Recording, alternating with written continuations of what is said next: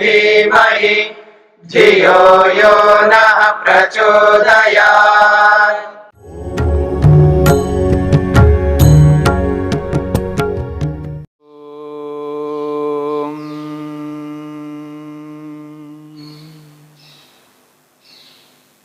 वीतराग विषयम वा चित्तम। मन को एकाग्र करने के उपायों में समाधि पाद के इस 37वें सूत्र में महर्षि पतंजलि ने ऐसे उपाय को प्रस्तुत किया है जिस उपाय को अपनाने पर योगाभ्यासी अपने मन को एकाग्र कर सकता है।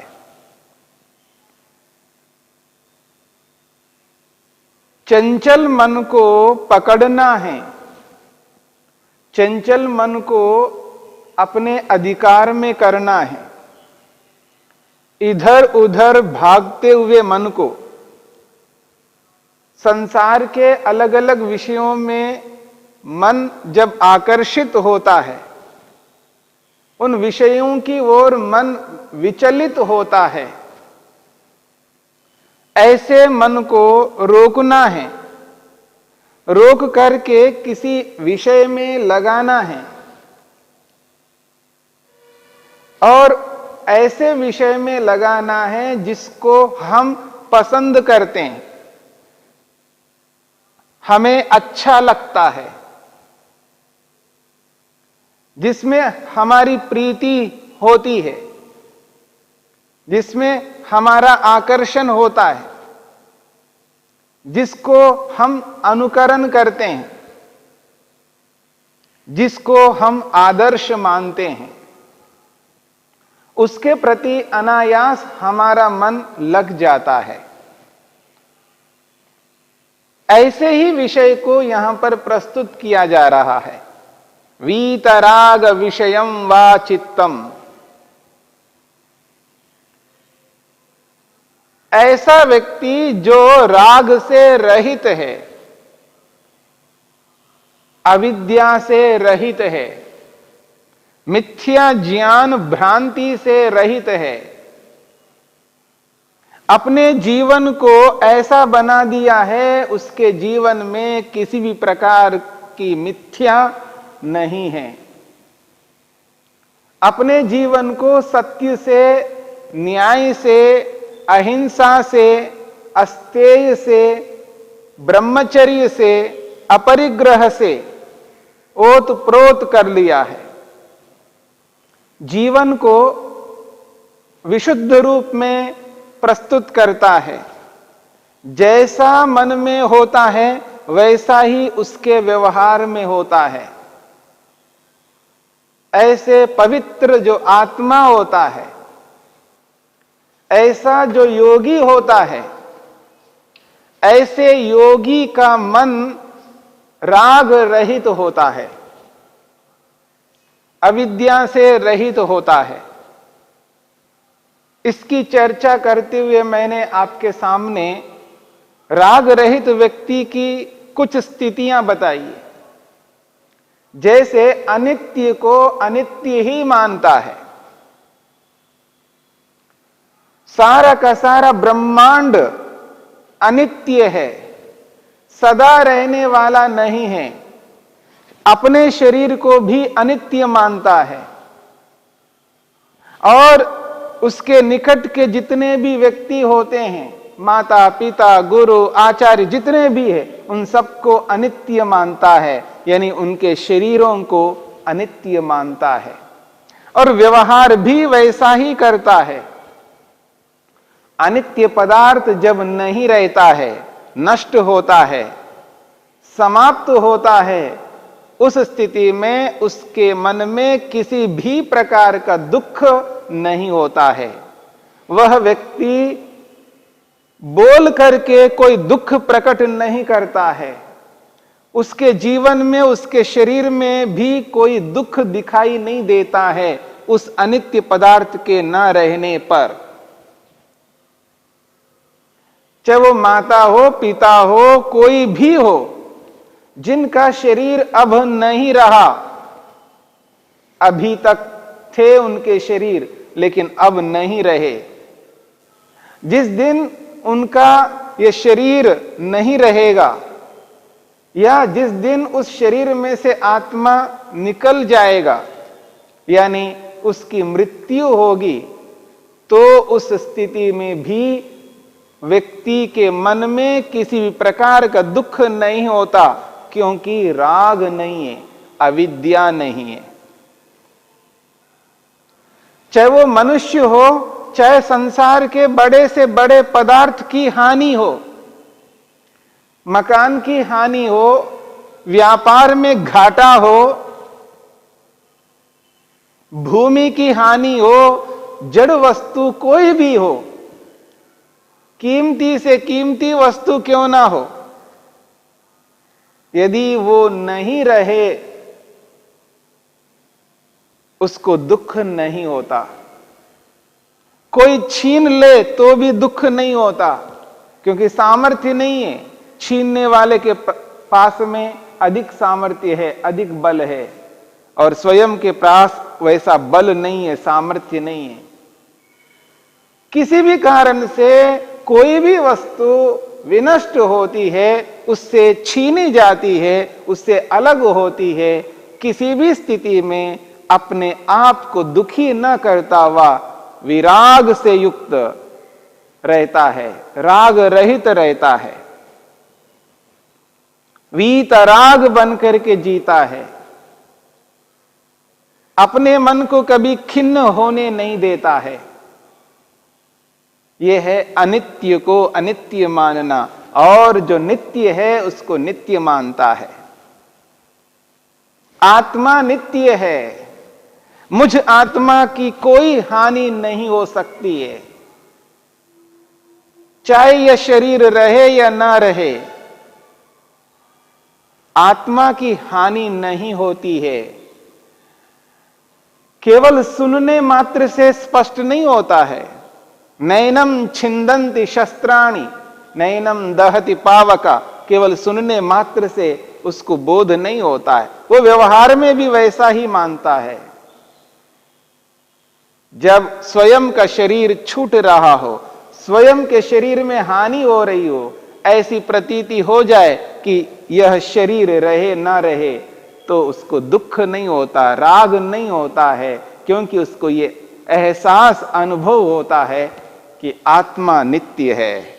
मुझ आत्मा का कुछ भी नहीं हो सकता, मुझ आत्मा की हानि कोई भी नहीं कर सकता, वीतराग होकर के जीता है। ऐसा व्यक्ति का जो जीवन होता है वो विलक्षण होता है। ऐसे व्यक्ति को देख करके, उसके जीवन को सामने रख करके जब योगाभ्यासी विचार करता है, तो उसका मन प्रसन्न होता है, उसकी श्रेष्ठता को अनुभव करता है। उसकी श्रेष्ठता को अनुभव करके मन उसका खुश हो जाता है, प्रसन्न होता है, और प्रसन्न मन को एकाग्र करने में सक्षमता होती है, और उस एकाग्र मन को ईश्वर में स्थिर करके ईश्वर का ध्यान करने में वो सक्षम होता है, और ध्यान कर ही लेता है, जप कर ही लेता है। तो मन को ईश्वर में स्थिर करने के लिए एक ऐसा उपाय है, अमोघ उपाय है, वीतराग विषयम वा चित्तम। स्वस्वामी संबंध को सर्वथा त्याग करता है। ऐसा योगी, ऐसा वीतराग व्यक्ति है जिसके जीवन में स्वस्वामी संबंध नहीं रहता, यानी मैं और मेरा, मैं और मेरी, कोई अटैचमेंट नहीं रहता है, किसी भी वस्तु के साथ नहीं रहता। वो अपना हो या पराया हो, कोई भी वस्तु हो, किसी के साथ में किसी भी प्रकार का ऐसा व्यवहार नहीं रखता जिससे उसको दुख हो, क्योंकि वह अनुभव करता है जितने भी मेरे निकट के पदार्थ हैं, चाहे वो जड़ हो या चेतन हो, ये केवल इसी शरीर तक सीमित है। जब तक ये शरीर रहेगा तब तक इनके साथ संबंध है, और उन संबंधों का मैं उचित व्यवहार करूंगा। उचित कर्तव्य का पालन करूंगा, उन पदार्थों के साथ में न्याय करूंगा, अन्याय नहीं करूंगा। केवल इसी शरीर तक सीमित है, इसलिए उसको कष्ट नहीं होता है, पीड़ा नहीं होती है, शोक नहीं होता है। बस वो यही मानता है, यही समझता है कि इनके साथ मेरा ऐसा कोई नित्य संबंध नहीं है, ये अनित्य संबंध हैं, केवल इस शरीर तक सीमित है। न जाने पिछले शरीरों में कितने संबंध बने थे, उन सारे के सारे संबंधों को त्याग करके आया हूं। उन संबंधों का आज कोई औचित्य नहीं है, उन संबंधों को लेकर के मैं कोई विचार नहीं करता, क्योंकि वो संबंध समाप्त हो गए हैं। जैसे वो संबंध समाप्त हो गए हैं, ऐसे ये संबंध भी जो वर्तमान में है, ये जो वर्तमान में ये संबंध है, ये भी संबंध समाप्त होने वाले हैं। इसलिए इन संबंधों को लेकर के मैं चिंतित नहीं हो सकता, दुखी नहीं हो सकता, वीतराग होकर के जीता है। यही उसकी श्रेष्ठता है। ऐसे व्यक्ति को विषय बना करके चलना, मन को एकाग्र करना सरल हो जाएगा। ऐसे व्यक्ति के प्रति आकर्षण होगा, ऐसे व्यक्ति के जीवन को ध्यान में रखना, ऐसे व्यक्ति को देखना, ऐसे व्यक्ति से मिलना अत्यंत लाभकारी है। मन को प्रसन्न करने का एक बहुत अच्छा उपाय है। मन को प्रसन्न करके मन को स्थिर करने में सहयोग मिलेगा। उस स्थिति में हम अपने मन को ईश्वर में एकाग्र करने में सक्षम हो जाएंगे। ये जो बात है वीतराग, वीतराग व्यक्ति के संपर्क में रहना, वीतराग व्यक्ति से मिलना, उसके जीवन को देखना, उसके जीवन से प्रेरणा लेना, उस जैसा बनने की चेष्टा करना, मन बहुत प्रसन्न रहेगा। और प्रसन्न मन को एकाग्र करने में सरलता होती है। आसानी से मन को ईश्वर में लगा सकेंगे, ईश्वर में स्थिर कर पाएंगे। वीतराग बनना है। एक और बात, जब व्यक्ति वीतराग के जीवन को देखता है, वीतराग व्यक्ति किसी भी वस्तु की इच्छा नहीं रखता, लौकिक वस्तुओं को कभी नहीं चाहता। यह विशेष बात है। लौकिक किसी भी वस्तु की कामना नहीं करता, उसके मन में कभी किसी भी पदार्थ के प्रति कोई राग नहीं होता, इसलिए उस वस्तु को चाहेगा नहीं, उस वस्तु को प्राप्त करने की चेष्टा नहीं करेगा। वह वस्तु कैसी भी वस्तु हो, कीमती वस्तु भी क्यों ना हो, ऐसे किसी भी लौकिक वस्तु के प्रति उसका आकर्षण नहीं होता, उसकी कामना नहीं करता, उसको चाहता नहीं है, उसकी अभिलाषा नहीं रखता। यह विशेष बात है। किसी भी पदार्थ को न चाहना, समस्त जड़ पदार्थ, समस्त जड़ संबंध, उनको त्याग करना ही चाहता है। उनमें किसी भी प्रकार का राग नहीं रखता, उनके प्रति किसी भी प्रकार का आकर्षण नहीं रखता। बहुत बड़ी बात है। जैसे दुनिया के लोग पैसे के पीछे दौड़ लगा रहे हैं, जो वीतराग व्यक्ति होता है वह कभी भी धन के पीछे दौड़ता नहीं है, धन की ऐसी कोई कामना नहीं रखता। उसे वैयक्तिक जीवन के लिए, स्वयं के लिए किसी भी प्रकार का धन नहीं चाहिए, धन की कामना नहीं करता, धन की इच्छा नहीं रखता।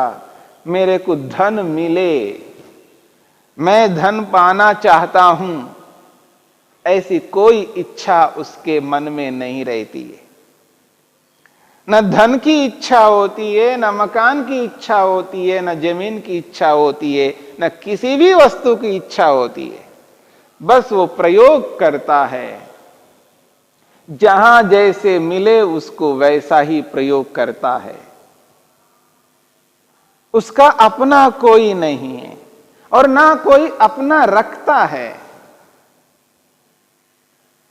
किसी को अपना नहीं मानता है।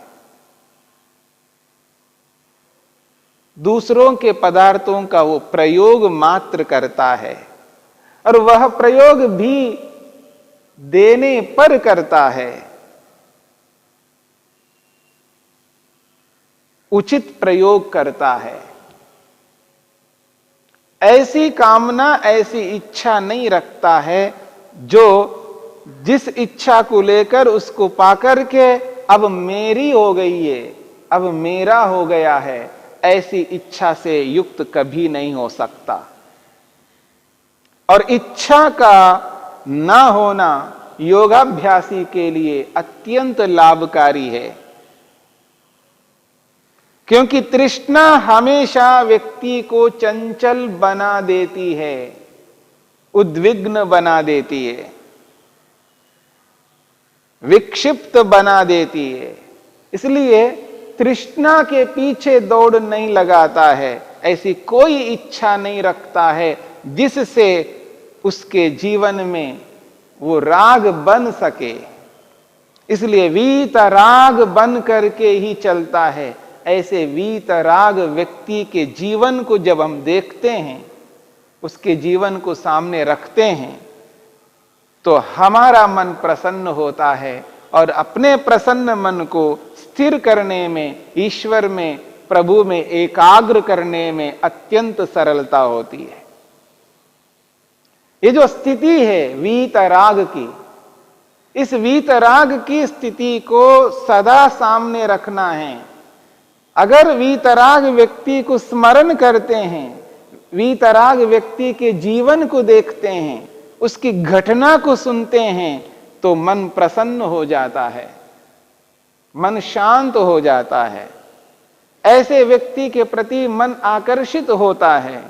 उसके जीवन को सामने रख करके व्यक्ति जब मन को प्रसन्न कर लेता है, तो उसका जो मुख्य लक्ष्य है ईश्वर, उस ईश्वर में मन को एकाग्र करने में उसे सरलता मिलती है और उसी सरलता से उस मन को ईश्वर में एकाग्र करके ईश्वर दर्शन करने में सक्षम हो जाता है। द्यौः शान्तिरन्तरिक्षं शान्तिः पृथिवी शान्तिरापः शान्तिरोषधयः शान्तिः वनस्पतयः शान्तिर्विश्वे देवाः शान्तिर्ब्रह्म शान्तिः सर्वं शान्ति शान्तिरेव शान्ति क्षमा शान्तिरेधि ॐ शान्ति शान्ति शान्तिः।